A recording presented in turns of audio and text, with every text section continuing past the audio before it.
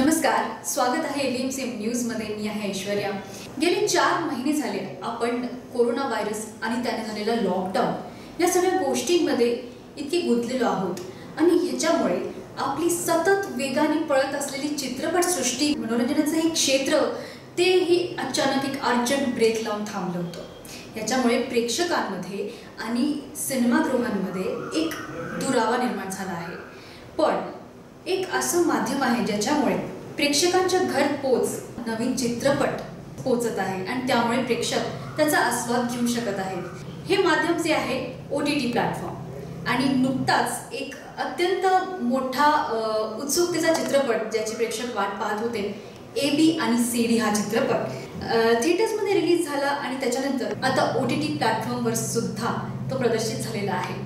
त्याचे दिग्दर्शक मिलिंद लेले सर आज आपल्यासोबत खास संवाद साधण्यासाठी आलेले आहेत. सर, खूप खूप स्वागत आहे ABM न्यूजमध्ये. सर, सर्वात पहिले AB आणि CD ह्या चित्रपटाबद्दल आपण बोलू. 13 मार्चला तो प्रदर्शित झाला थिएटर्समध्ये आणि त्याच्यानंतर इमिजिएटली एका आठवड्यात लॉकडाऊन झाल्यामुळे सिनेमागृह बंद झाले आणि त्याच्यानंतर OTT प्लॅटफॉर्मवरती हा चित्रपट देण्यात आला. या सगळ्याबद्दल काय सांगाल सर?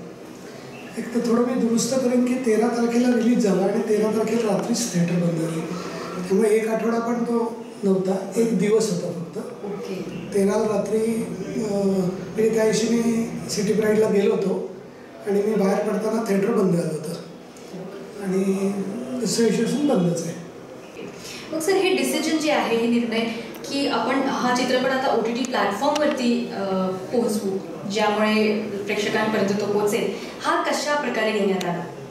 चित्रपटगृहात बघण्यासाठी बनवलेला सिनेमा असल्यामुळे फार वाईट वाटत होतं की चित्रपटगृहात आता बघू शकत नाहीत लोक. परंतु या चित्रपटाच्या बाबतीत एक सांगायला मला आवडेल की जसं अमिताभ बच्चन यांनी चित्रपटात काम करायचं निश्चित झालं, त्यानंतर लगेचच ॲमेझॉननी त्यासंबंधी चर्चा सुरू केली, ॲमेझॉन प्राईमने. आणि म्हणजे त्यांचं असं शेवटचं बोलणं झालं होतं की अमिताभजींचं शूटिंग झालं की ॲग्रीमेंट करू. आणि आम्ही त्याच्यावर अडून होतो की हो म्हणलेत, पण तारीख मिळणं होणं यात काही काळ जातो. त्यामुळे ते झाल्या त्यांनी ॲग्रीमेंट पाठवलं, त्याचा ॲडव्हान्सही दिला आम्हाला. आणि सांगायचं आहे की हा चित्रपट त्यांनी आउटरेट विकत घेतला आहे.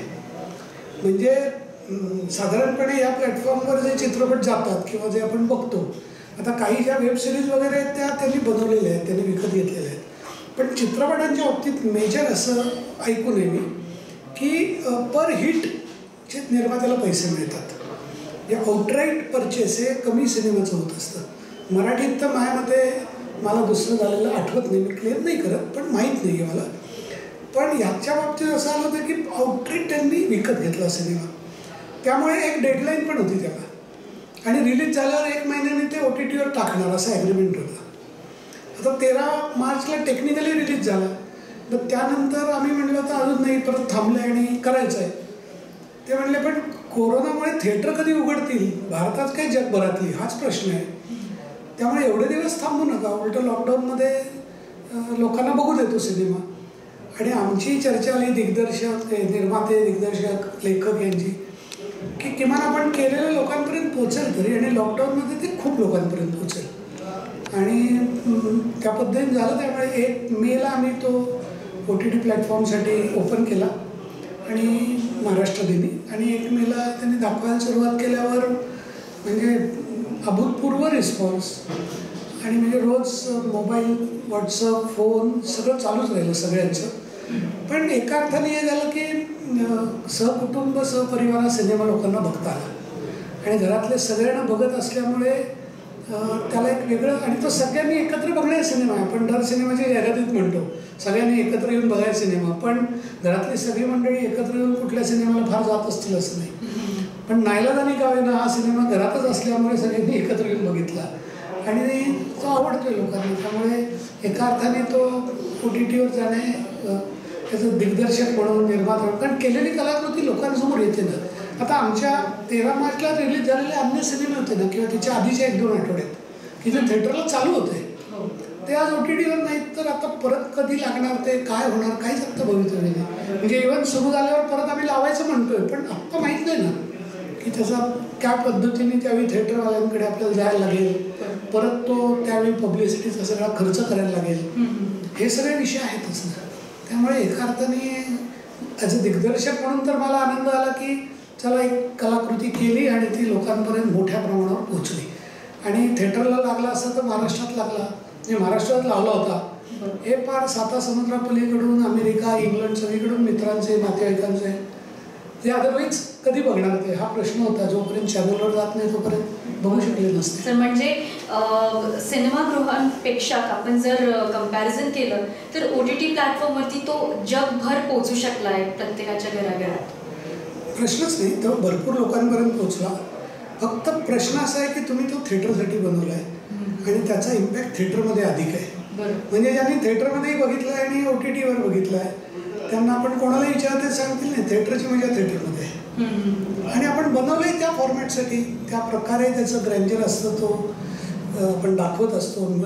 त्यानंतर म्युझिक त्या पद्धतीचं असतं, साऊंड इफेक्ट्स त्या पद्धतीचे असतात, जे OTTवर एक मर्यादाच आहे. कारण घरच्या TV वर किंवा लॅपटॉपवर तुम्ही तो बघत असता किंवा मोबाईलवर, त्यात एक मर्यादा आहे साऊंडची पण. सर मग आता लॉकडाऊनमुळे आपण हे चित्रपट दाखवण्याचं एक माध्यम होतं की ऑप्शन तोच होता ज्याच्यामुळे प्रत्येकाकडे पोहोचेल. जर लॉकडाऊन नसतं झालं किंवा लॉकडाऊन नंतर हा निर्णय तुम्ही घेतला असता OTT प्लॅटफॉर्मवरती रिलीज? नाही, मुळात आमचं ॲग्रीमेंटच हे होतं की रिलीज झाल्यानंतर 1 महिन्याने OTT द्यायचा. त्यामुळे प्रश्नच नव्हता. रिलीज झाल्यानंतर तो थिएटरला आहे, रिलीजनंतर 1 महिना म्हणजे 4 आठवडे झाले, तो थिएटरला आहे नाही हा विषयच नव्हता. ॲग्रीमेंटच असं होतं की रिलीज झाल्यावर 1 महिन्याने आम्ही OTT देणार. ते कधी लागणार तो त्यांचा विषय, पण आम्हाला डिलिव्हरी द्यायलाच लागली असते त्यांना. सर जसं तुम्ही म्हणालात की एक चित्रपट जेव्हा बनला जातो तर तो थिएटर एक्सपिरियन्सच्या हिशोबाने बनतो, टेक्निकली असो एस्थेटिकली असो. पण आता OTTमुळे काही लिमिटेशन्स आले आहेत. तर तुमचं काय मत आहे की पुढे जे चित्रपट निर्माते आहेत त्यांच्यासाठी की त्यांनी काय निर्णय घ्यावा थिएटर्समध्ये रिलीज करण्याबाबत किंवा OTTवरती चित्रपट देण्याबाबत? OTT आउटरेट विकत घेत असेल तर निर्मात्यांना फायदा आहे, परंतु पर हिट जर का ते घेणार असतील, जे आत्ता चालू आहे सगळ्या OTT प्लॅटफॉर्मचं, की तुम्ही एकदा एका माणसाने बघितलं की त्याचे तुम्हाला काही ठराविक पैसे देऊ, प्रोजेक्टनुसार कमी जास्त होतील. परंतु ते करत करत, कारण सिनेमा जेव्हा लागतो सुरुवातीला तेव्हा त्याची प्रसिद्धी असते, हवा असते. 2 आठवड्यानंतर नवीन सिनेमाची हवा असते, त्यामुळे आपोआप तुमचं रिस्पॉन्स कमी व्हायला लागतो. म्हणजे पहिल्या 2-4 आठवड्यात जो बघितला जाईल त्याचं येणारं उत्पन्न हे कधीच तुमचा सिनेमा वसूल करून देणार नाही. आउटरेट विकत घेतला आणि तेही तुमच्या प्रोडक्शन कॉस्टच्या पेक्षा जास्त किंवा काही त्यातलं सबस्टॅन्शियल अमाऊंटनी घेतलं तर गोष्ट वेगळी. पण अदरवाईज म्हणजे मोठ्या प्रमाणावर प्रोडक्शन करायचं आणि एक एक विकत बसायचं, हे जसं फिजिबल नाही आहे तसंच या बाबतीत आहे. कारण शेवटी मराठी चित्रपटाला येणारा पैसा हा थिएटर, चॅनल, सॅटेलाईट चॅनल, आता OTT प्लॅटफॉर्म आणि प्लस सरकारी मराठी चित्रपटांना मिळणारं अनुदान, हे 4 आहेत. त्यातलं तुम्ही फक्त OTT वापरायला गेलात तर तुमचे पैसे एवढे सोपे नाहीत वसूल होणं. एखादा माहीत नाही कोणाला अनुभव असेल की झाले वा वसूल, तर कारण शेवटी तुमचा सिनेमाही त्या प्रकारचा पाहिजे. OTTवर ज्या प्रकारचा आत्ता वेब सिरीजचा मारा आहे आणि वेब सिरीजमध्ये आज लोकांना ज्या प्रकारचं कंटेंट बघायला मिळतो आहे तो सगळा तुम्ही विचारला तर 90% वेब सिरीज या क्रिमिनल आहेत. विषय क्रिमिनल आहे किंवा जे चित्रपटात सेन्सॉर होतं म्हणून दाखवता येत नाही ते सगळं दाखवू. मग शिव्या आल्या, सेक्स आला किंवा अतिहिंसा आली, हे सगळं त्याच्यात भरमार आहे. आणि कुठली सिरियल काढली तरी तो म्हणजे क्राईम पेट्रोल सारखं येते, प्रत्येक एपिसोड तसाच आहे फार. कारण तुम्ही कौटुंबिक वगैरे फार दाखवायला लागलात तर तिथं किती रिसिव्ह होईल माहीत नाही त्या, कारण ते TV वर तुम्हाला दिसतं आहे, बाजूला चॅनल्सवर दिसतं आहे तो सगळा कंटेंट.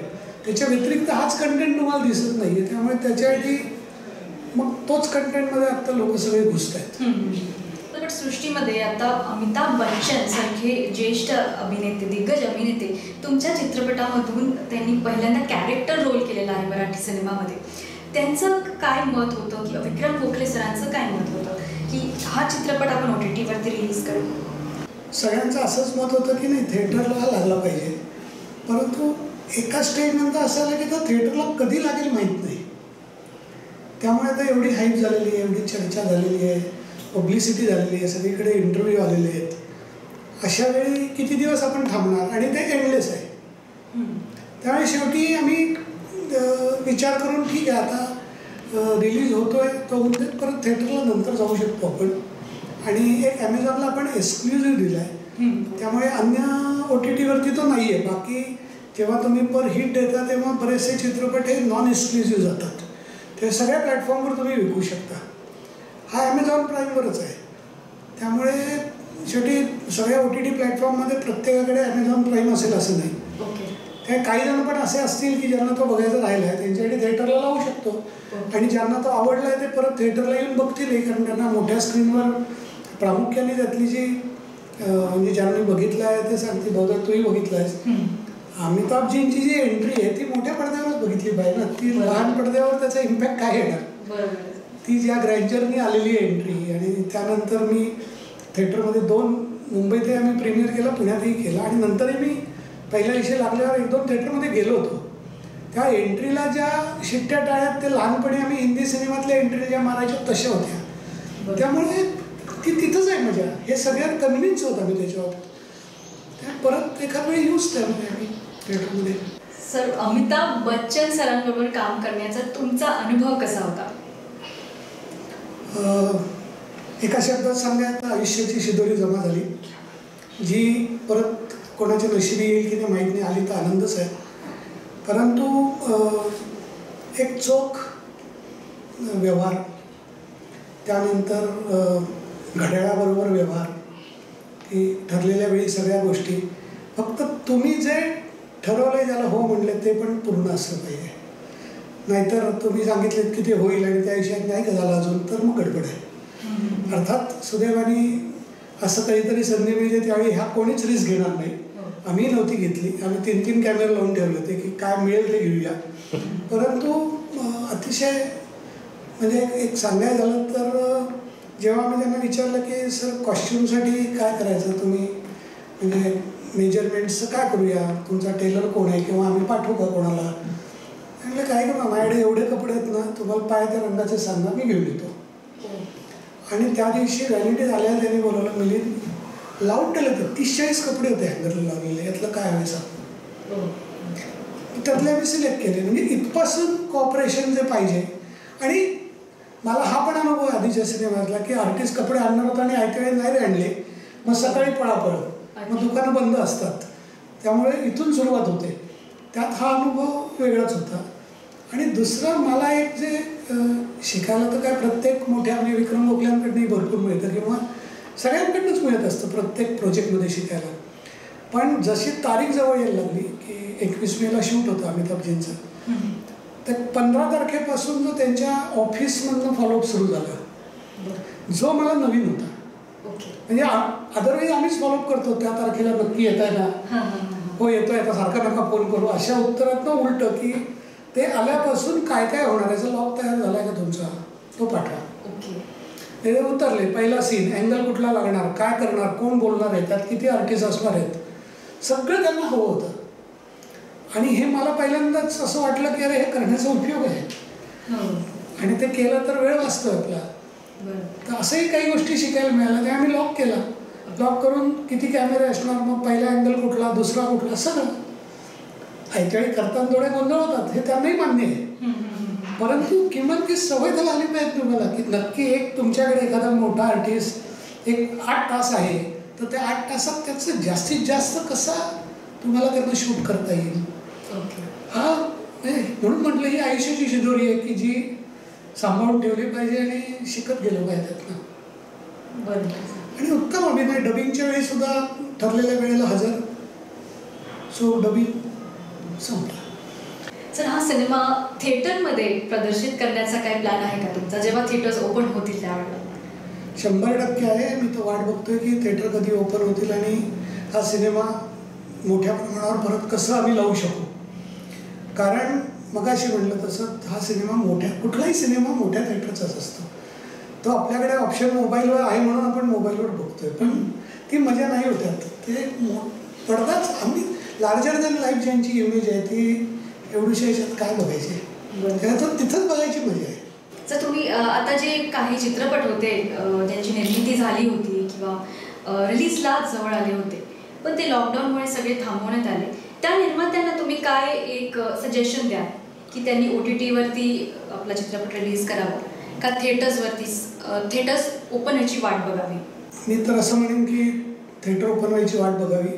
आता ज्याच्यात ती हा इन्व्हेस्टमेंट आणि किती दिवस तो ती होल्ड करू शकतो याच्यावर खूप अवलंबून आहे. मला सल्ला द्यायला काहीच जात नाही, परंतु एखाद्याचे पैसे अडकलेले असतात, त्याला रिकव्हरीची घाई असेल तर OTT एक प्लॅटफॉर्म आहे, पण तिथं स्लो रिकव्हरी आहे. पैसे येण्याचं प्रमाणही कमी आहे आणि हळूहळू आहे. परत ते तुमचा सिनेमा OTTवर याची प्रसिद्धी तुम्हालाच करायची आहे की तो OTTवर बघा, या चॅनलवर बघा, त्या चॅनलवर बघा. हे तुम्हाला करायचं, तुम्हालाच त्याच्यासाठी परत खर्च आहे. आणि त्याहीपेक्षा तुम्हाला मराठी चित्रपटाला जे सरकारी अनुदान मिळतं त्याच्यासाठी थिएटरला रिलीज करायलाच लागणार आहे. ते जे काही नियम आहे की 6 पैकी 4 विभागात किमान एक आठवडा असे एकंदर 10 आठवडे झालं पाहिजे, ते 10 आठवडे तुम्हाला रिलीज करायलाच लागणार आहेत. त्याशिवाय सरकारी अनुदानच मिळणार नाही तुम्हाला. त्यामुळे आणि दुसरं, जेव्हा साचलेलं असतं तेव्हा आपल्याकडे विकत घेणारे कमी आहेत आणि विकणारे खूप आहेत. त्यामुळे हे तसं बायर्स मार्केट आहे. त्यामुळे तो ठरवतो की विकत घेणारा ठरवतो की याची किती किंमत द्यायची, तुमच्यावर अवलंबून नाही. आणि ज्यावेळी खूप बाजारात उपलब्ध सिनेमे असतात तेव्हा स्वाभाविक घेणाऱ्याची बार्गेनिंग पॉवर वाढत असते. त्यामुळे आधी 10 असतील तर या लॉकडाऊनमध्ये तयार झालेले सिनेमा अजून 10 आले की 20 सिनेमांपैकी मला एक घ्यायचा आहे ना, मग आपोआप माझी बार्गेनिंग पॉवर वाढते. आणि घेणारी माणसं इतकी कमी आहेत, 2-4 चॅनल, 2-3 OTT प्लॅटफॉर्म. त्यामुळे थिएटरला चांगला गेला तर सॅटेलाईटला चांगले पैसे मिळू शकतात, थिएटरला चांगला गेला तर OTTला जास्त हिट येऊ शकतात. पण आता तो पेशंट ठेवला पाहिजे आणि थिएटरला लावला पाहिजे सिनेमा. सर, हे सर्व जे आपण आता बोललो की OTT प्लॅटफॉर्म्स, थिएटर्स, जे अनेक माध्यम आहेत चित्रपटांना प्रेक्षकांपर्यंत पोहोचवण्याचा, ह्या सगळ्या गोष्टींमधून तुम्ही निर्मात्यांना काय सांगाल मराठी चित्रपटसृष्टीमध्ये? नाही, एक तर हे मी मगाशी म्हटलं तसं 3-4 जे माध्यम आहेत ज्यातनं निर्मात्यांना पैसे मिळू शकतात.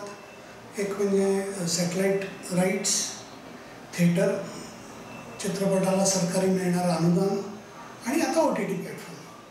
हे 4ही माध्यमातून पैसे निर्मात्यांना मिळू शकतात. ते समजून घेऊन आजच्या काळाचे सिनेमे बनवणं, मराठी प्रेक्षकांना काय पाहिजे हे लक्षात घेऊन सिनेमे, मुळात काय कथेची निवड चांगली असेल तर सिनेमा चांगला होतो. आणि कथेची निवड ही इमोशनल न होता आज जगात काय चाललं आहे, मराठी प्रेक्षकांना काय आवडते, आपल्या घरच्यांना काय आवडेल बघायला, आपण काय सिनेमे बघतोय त्याच्या आधारे त्याची निवड केली पाहिजे. आणि त्यानुसार गेलं तर चांगल्या पद्धतीने त्यातनं आपण फायदाही कमवू शकतो आणि चांगले सिनेमे रसिकांपर्यंत नेऊ पण शकतो. आणि लोकांना हवेच सिनेमे चांगले, असं नाही आहे की चांगले सिनेमे नको आहेत, पण ते चांगले हे फक्त निर्मात्याला वाटून नाही उपयोग. चांगले जरा त्यांनी 10 जणांची आधी मित्रमंडळींची आणि जे खरे सांगतील खरंच चांगलं आहे का वाईट आहे अशांची बोलून ते आवडतं आहे का याचा अंदाज घेतला पाहिजे. आणि फार भावनिक न होता सिनेमे, विषय चांगला पकडून, दिग्दर्शक चांगला, टेक्निशियन्स चांगले, असं करून तो बनवला पाहिजे. प्रत्येक सिनेमाचं एक काहीतरी गणित असतं, आर्थिक गणित असतं. प्रत्येक स्टोरीचं आर्थिक गणित असतं, कथेचं. तेव्हा माझ्याकडे एवढे पैसे आहेत आणि त्यात मला हे करायचं आहे असं होत नाही. मला ही कथा करायची आहे, त्याच्यासाठी किती पैसे लागणार आहेत हे खरं सुरुवात असते. आत्ता काय होतं, माझ्याकडे इतके पैसे आहेत आणि मला महाभारत करायचं आहे असं नाही होत. महाभारत करायला एवढे लागणार आहेत पैसे, ते उभे करायला लागतील तुम्हाला, तर ते महाभारत चांगलं व्हायचं आहे. या पद्धतीने विचार केला तर चांगले चित्रपट निघतील आणि निर्माते फायदे लागला निर्मात्यांना. खूप छान वाटलं आज सर तुमच्याशी बोलून. आणि AB आणि CD या चित्रपटाच्या अत्यंत चांगल्या प्रतिसादाविषयी ऐकल्याबद्दल खूप आनंद झाला आणि खूप खूप शुभेच्छा, अभिनंदन त्यासाठी. आणि तुमच्या पुढच्या प्रोजेक्ट्सची प्रेक्षकांना वाट पाहत आहेत. धन्यवाद. थँक्यू. धन्यवाद. तुमच्या चॅनलचे धन्यवाद. Thank you so much.